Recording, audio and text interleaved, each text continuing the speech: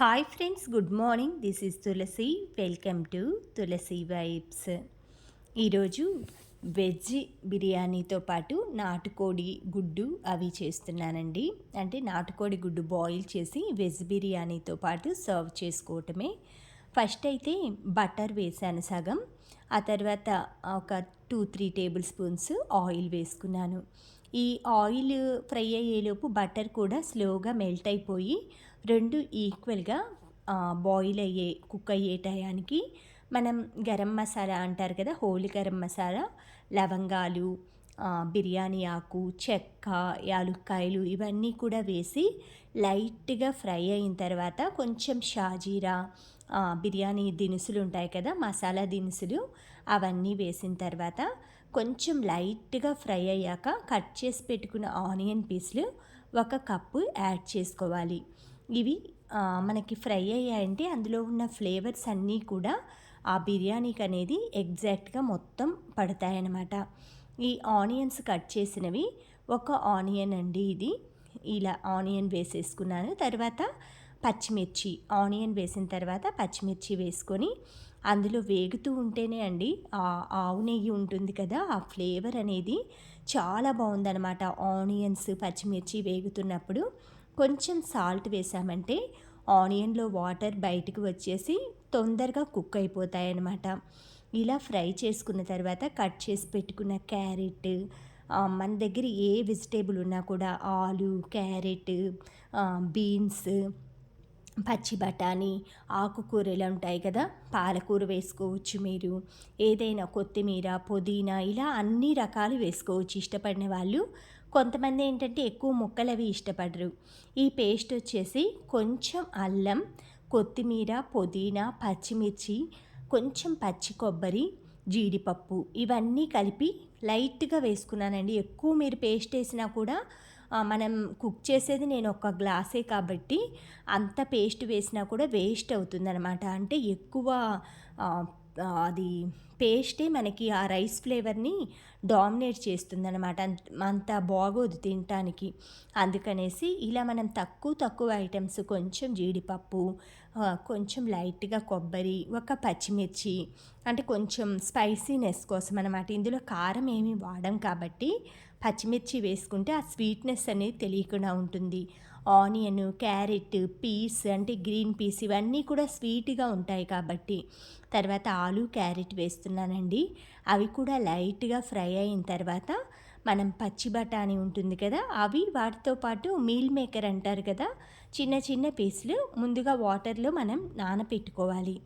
ఈ కుక్ చేసుకునే ముందు ఒక 5 మినిట్స్ వాటర్లో నానపెట్టుకుంటే వెజిటేరియన్స్ కూడా మనం మీల్ మేకర్ వేసుకోవటం వలన సాటిస్ఫాక్షన్గా ఉంటుంది. అది నాన్ వెజ్ టైప్లోనే ఉంటుందండి.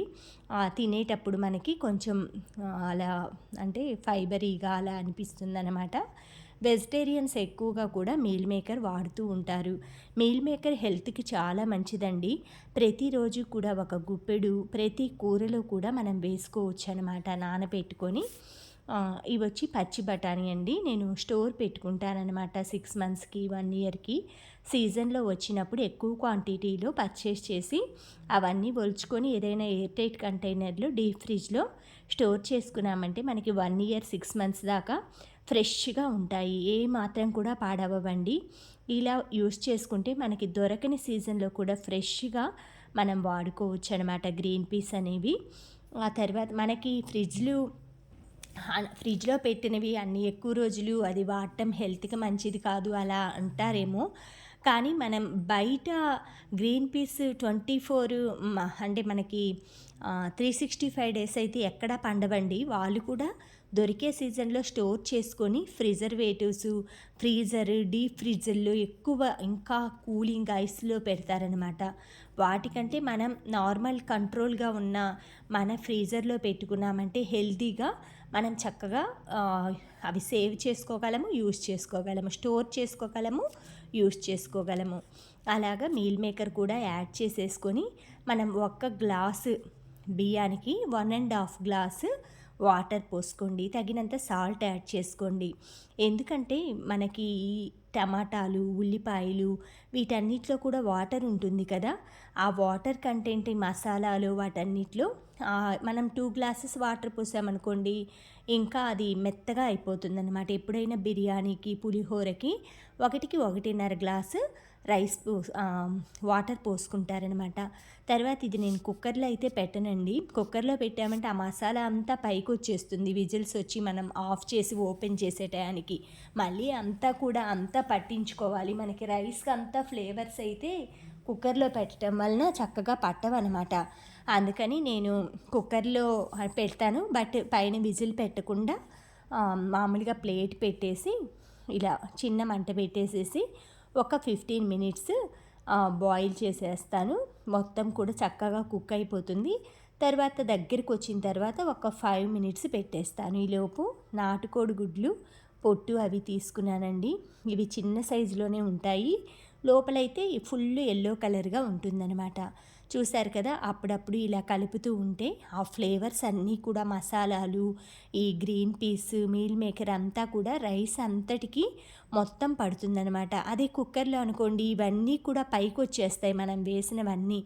ఇలా అప్పుడప్పుడు చూసుకుంటూ, కలిపి పెట్టుకుంటూ ఇలా ఈ స్టేజ్‌కొచ్చిందాకైతే చక్కగా రెడీ అయిపోయిందండి. దీన్ని ఒక 5 మినిట్స్ అలా వదిలేసేసి తర్వాత మనం సర్వ్ చేసుకోవచ్చు. పెరుగు చట్నీతో కానీ, గోంగూరతో కానీ, నాన్ వెజ్‌తో కానీ, వెజ్జీ కర్రీతో కానీ. దీంట్లోకి నేను మీల్ మేకర్ కర్రీ చేశాను. ఆలు వేసి కోడిగుడ్లయితే ఇలా అయిపోయిన తర్వాత పెడతాను. ఇది మీల్ మేకరు ఆలు కర్రీ అండి. దీంతో పాటు చికెన్ కూడా చేశాను.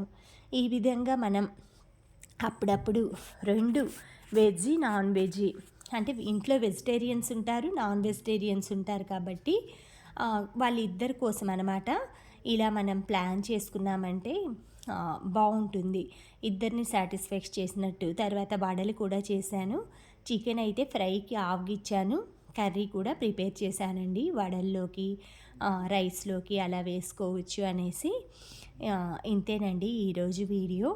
అందరికీ నచ్చిందనుకుంటున్నాను. సాయంత్రం పూటేమో పానీపూరి చేసుకున్నామండి. సండే ఎలా అయినా స్పెషల్స్ ఉంటే బావుంటుంది కదా! ప్రతిరోజులాగా రెగ్యులర్ ఐటమ్స్ ఉంటే ఇంకా సండేకి మిగతా డేస్‌కి తేడా ఏముంటుంది? అందుకనేసి ఇలా ప్లాన్ చేసుకున్నాను. పానీపూరికి పానీ తయారు చేసుకున్నా, ఆలు మిక్చర్ చేసుకున్నా, పూరీలు వేయించుకున్నా. ఈవినింగ్ టైము 4:30, 5 అయితే ఇలా చేసుకుంటాము. Thank you friends. Thank you for watching. Thank you for valuable time. Have a safe day.